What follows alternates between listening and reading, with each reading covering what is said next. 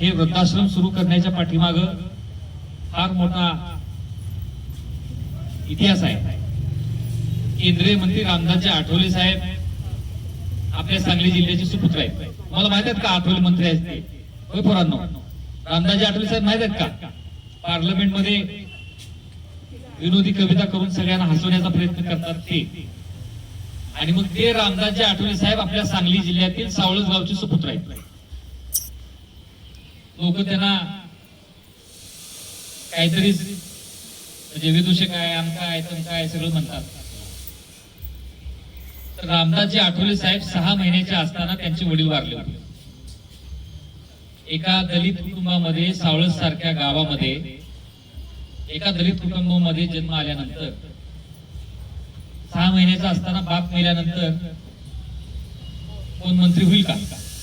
आणि 1956च्या काळामध्ये जेव्हा मॅडम जेव्हा बस नव्हती, जेव्हा फोन नव्हते, जेव्हा टीव्ही नव्हती, कुठलंही साधन नव्हतं, आणि त्या काळामध्ये दलित वस्तीमध्ये राहून एका माऊलीनं त्या मुलाला दरवर्षी पहिला नंबर आठवले साहेबांचा असायचा शाळेत. आज तुमचा सत्कार करायचं काम तेच आहे. कारण की दरवर्षी आठवले साहेब वडील नसताना त्यांची आई मोलमजुरी करायला, धुणी भांडी करायला दुसऱ्यांच्या घरात जायची आणि तिथलं शिळे राहिलेलं जेवण आणून आपल्या मुलाला घालायची. आणि तो मुलगा 1ली ते 11वी पर्यंत कायम पहिला नंबर. आणि आज ते गेली 40-45 वर्ष आहे. आज ते 40-45 वर्ष ते सत्तेमध्ये आहे. कधीही टीव्हीला बातमी आली नाही किंवा कधीही असं रेडिओला कुठली बातमी आली की रामदासजी आठवले साहेबांची जीभ घसरली. एकही चूक नाही केलेली आजपर्यंत. आज त्यांचं वय जवळजवळ 71 ते 68 पुढे त्यांचं वय आहे. 56चा जन्म आहे त्यांचा. कधीही कुठल्या माय माऊलीच्या बाबतीमध्ये छेडछाड असेल, त्यांच्या बाबतीमध्ये कुठलं गैरवर्तन केलं असं रामदासजी आठवले साहेबांचं कधी आलेलं नाहीये. आवर्जून मला सांगायला आनंद वाटतोय की ज्या हौसाईच्या नावानं आपण हे वृद्धाश्रम सुरू केले, त्या हौसाईनं असे संस्कार रामदासजी आठवले साहेबांच्या मध्ये दिले. रामदासजी आठवले साहेबांना असं सक्षम बनवलं की आज अखेर कुठल्याही 1 रुपयाच्या भ्रष्टाचारामध्ये, कुठं दारू, कुठं व्यसन किंवा कुठं जीभ घसरली असा एक सुद्धा आरोप त्या रामदासजी आठवले साहेबांच्या वरती नाहीये. तर अशा आठवले साहेबांच्या आईच्या नावानं हे वृद्धाश्रम सुरू केले. एका दलित कुटुंबामध्ये राहून, मोलमजुरीला जाऊन आपल्या मुलाला मंत्री करणं ही काही सोपी गोष्ट नाही. राजमाता जिजाऊ ज्या होत्या त्यांच्या तोंडातनं शब्द बाहेर पडला की शिवासाठी ती वस्तू मिळायची. परंतु ह्या माऊलीनं तोंडातनं शब्दच काय, कपडे, चप्पल काही मिळत नव्हतं रामदासजी आठवले साहेबांना. आणि असा त्याग करून त्या ठिकाणी जाऊन बसलेले सुपुत्र आपले सांगली जिल्ह्याचे आहेत.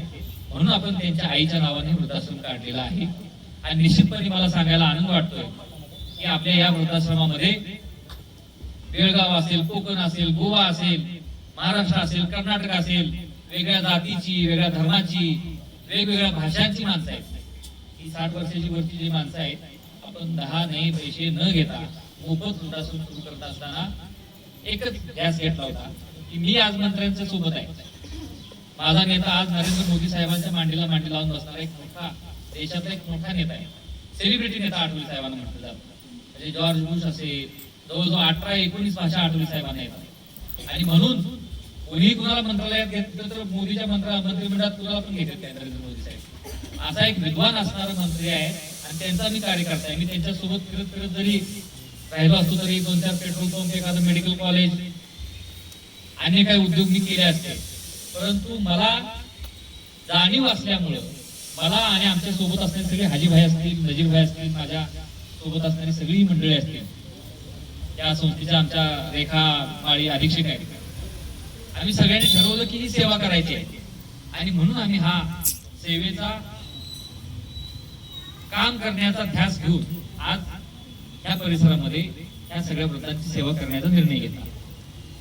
आणि आम्हाला आनंद आहे की सगळी जी माणसं आहेत, वृद्ध माणसं, त्यांची सेवा करण्यामध्ये जो आनंद आहे आणि त्यातनं जो आनंद मिळतोय, कोट्यावधी रुपये जरी आम्ही कमवले तरी तो आनंद आम्हाला कुठेही मिळणार नाही, हे मी खात्रीशीर सांगतो.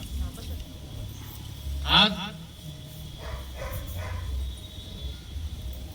स्वातंत्र्य दिनाचं औचित्य साधून हा कार्यक्रम घेत असताना त्या लहान लहान मुलांना मी एवढंच सांगेन की तुम्ही सगळेजण आपल्या आईवडिलांना परमेश्वर मानलं पाहिजे, गुरुजनांना परमेश्वर मानलं पाहिजे. आणि जशी आपले आई वडील आपल्या आई वडिलांची आजी आजोबांची काळजी घेतात, तशीच काळजी तुम्ही देखील आपल्या आई वडिलांची घेतली पाहिजे. कितीही जरी मोठं झालो आपण, उद्या डॉक्टर व्हा, इंजिनियर व्हा, वकील व्हा, कलेक्टर व्हा, पायलट व्हा, काही व्हा, परंतु आपल्या आई वडिलांना आपण दूर करू नका.